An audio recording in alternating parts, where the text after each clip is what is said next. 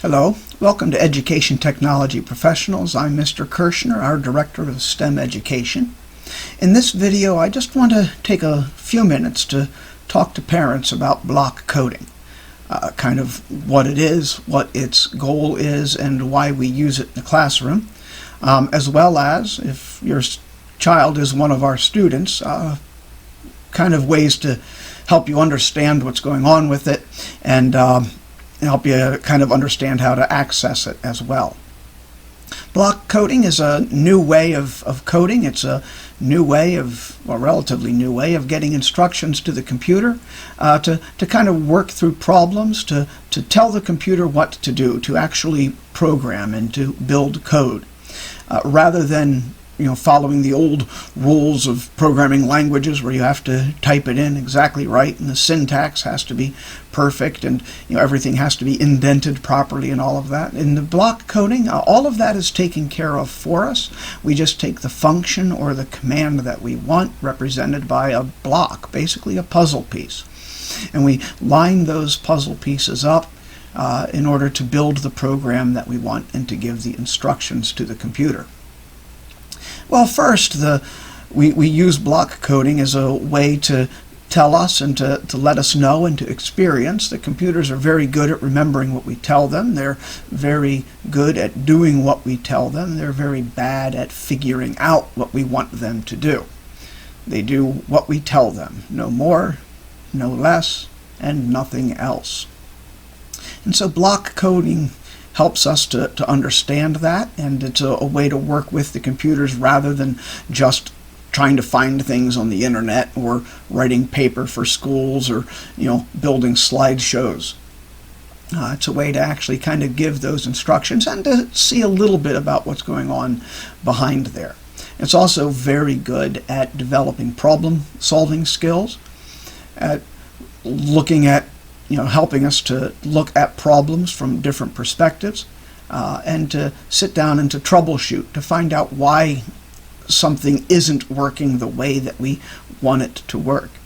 And so block coding is very good at building those skills, which is why at Education Technology Professionals we begin block coding very early on. Pretty much all of our first graders are beginning the very basics at a site called code.org. We are even introducing it to some of the kindergarten classes, depending on the computer skills the students there already have.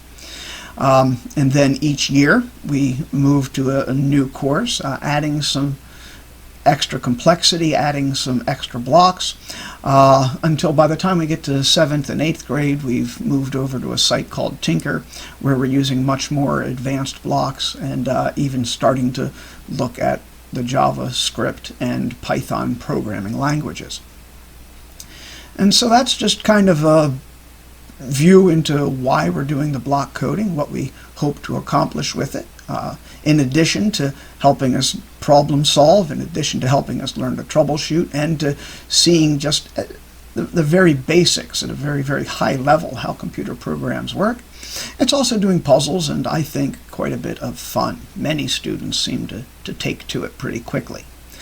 Now, if your child is in one of our classes and has been assigned one of the block coding courses, then signing in will happen one of two ways. The child may have a Google account, and so if they do have a Google account with the school, those credentials should be tied to their block coding account, and you'll be able to log in with their school's email and password that they use to get into their Google classrooms and all that school.